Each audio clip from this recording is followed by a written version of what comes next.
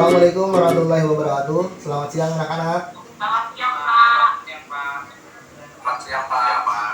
Ya, bertemu kembali untuk menerima materi pelajaran matematika peminatan, materi turunan trigonometri. Sebelum kita mulai, kita berdoa terlebih dahulu. Berdoa sesuai dengan agama dan kepercayaannya masing-masing. Berdoa dipersilahkan. Ya, berdoa selesai. Sebelum kita mulai ke materi, kita absensi terlebih dahulu. Tolong kalian isi absensi di Google Form yang sudah disediakan di kolom chat. Bapak tunggu mungkin 2-3 menit untuk mengisi absensi. Jika sudah, silakan konfirmasi sudah, Pak. Absensi MTKP. Sudah, Pak. Oke. Jika sudah, Bapak tugaskan untuk mengisi LKPD yang Bapak berikan kepada kalian. Sebelumnya kita lanjut ke materi terlebih dahulu. Materi kita ini adalah tentang turunan trigonometri. Oke, Bapak share screen dulu. Oke, sudah sangat terlihat jelas ya tampilan di layar terkait dengan slide turunan trigonometri. Sudah terlihat belum? Sudah, Pak. Sudah. Oke, kalau sudah berarti kita akan mulai materi kita pada hari ini. Oke. Pertanyaannya, apa itu turunan? Turunan itu adalah sebuah fungsi yang memiliki nilai turun atau nilai pangkatnya menurun. Yang tadinya pangkat 3 berubah menjadi pangkat 2 dan seterusnya. Dalam turunan trigonometri ini kompetensi dasarnya adalah kompetensi dasar atau KD 3.3, yaitu menggunakan prinsip turunan ke fungsi trigonometri sederhana. Ini adalah kompetensi dasar pengetahuan. Sedangkan kompetensi dasar keterampilan yaitu 4.3, yaitu menyelesaikan masalah yang berkaitan dengan turunan fungsi trigonometri. Ini adalah peta konsep dalam turunan trigonometri. Yang pertama adalah rumus dasar. Nanti dari rumus dasar ini akan ada rumus pengembangannya. Yang kedua adalah turunan trigonometri dengan berbagai sudut. Yang kita ketahui bersama bahwa turunan trigonometri ada beberapa sudut, ada yang sin, cos, tangen, sekan, kosekan, dan kotangen. Terus ada yang berbentuk sudutnya AX plus B. Peta konsep yang ketiga yaitu turunan trigonometri berpangkat atau biasa kita kenal dengan aturan rantai. Ini turunan trigonometri. Apa itu turunan trigonometri? Turunan trigonometri dari suatu fungsi pada titik tertentu menjelaskan sifat-sifat fungsi yang mendekati nilai input. Turunan trigonometri adalah persamaan turunan yang melibatkan fungsi-fungsi trigonometri seperti sin, kosinus, tangen, kotangen, sekan, dan kosekan. Di mana kotangen ini nilainya sama dengan 1 per tangen. Sekan ini nilainya sama dengan 1 per cos. Dan kosekan adalah 1 per sin. Sifat-sifat turunan fungsi sederhana, fungsi trigonometri sederhana, nanti kita akan mengetahui menggunakan rumus dasar dan juga rumus pengembangan. Untuk rumus dasarnya, tulis. Untuk rumus dasarnya, jika suatu fungsi bernilai sin X, maka turunannya adalah cos X. Yang fungsinya adalah sin X, maka turunannya adalah cos X. Sedangkan sebuah fungsi jika fungsinya adalah cos X, maka turunannya adalah min sin X. Jadi kebalikannya, kalau fungsi sin X turunannya cos X, tapi kalau fungsinya cos X turunannya adalah min sin X, dan seterusnya. Sedangkan untuk fungsi tangen, turunan fungsinya adalah sekan kuadrat X, di mana sekan kuadrat X ini bisa kita ubah menjadi 1 per kosinus. Sedangkan yang keempat yaitu kotangen.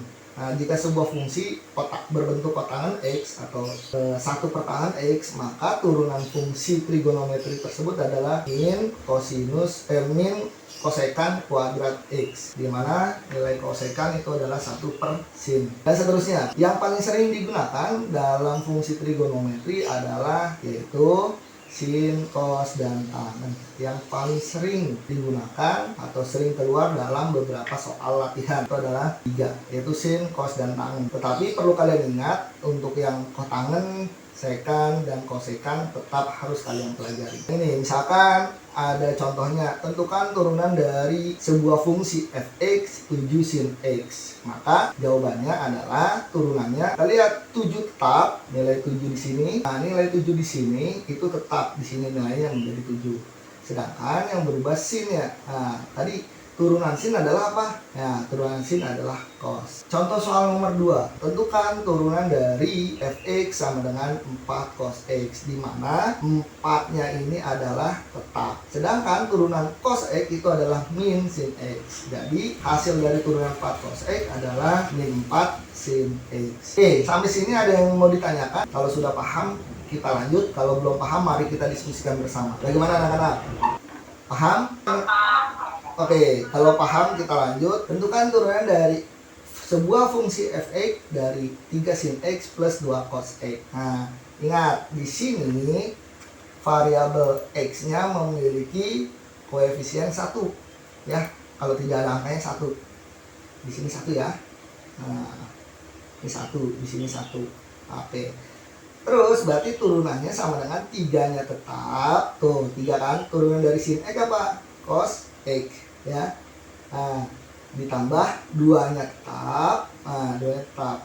Turun dari cos x apa? Min sin x. Nah, minnya kita taruh ke depan. 2 kali min 1 min 2. Jadi turunannya adalah 3 cos x min 2 sin x. Ini adalah jawabannya. Paham untuk nomor 3 anak-anak? Contohnya. Oke, paham. Dan sekarang kita coba pengurangannya. Tentukan turunan dari sebuah fungsi fx sama dengan 4 sin x min cos x. Nah, di sini 4-nya tetap. Nah, 4-nya tetap diturunkan. Terus turunan dari sin x adalah cos x. Nah, turunannya. Sedangkan turunan di cos x adalah apa? Turunan cos min sin. Nah, karena min ketemu min, maka hasil adalah plus. Jadi untuk fungsi fx sama dengan 4 sin x min cos x, maka turunannya adalah 4 cos x plus sin x. Ini jawabannya. Paham anak-anak? Oke, kalau sudah paham, Bapak udah menyiapkan tentang LKPD. Kalian buka aplikasi psikologi kalian masing-masing.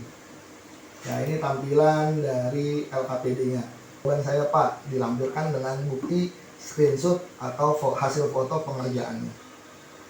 Sudah Pak. Oh, Yogi ya, ada Yogi dulu. Ayo, silakan Yok.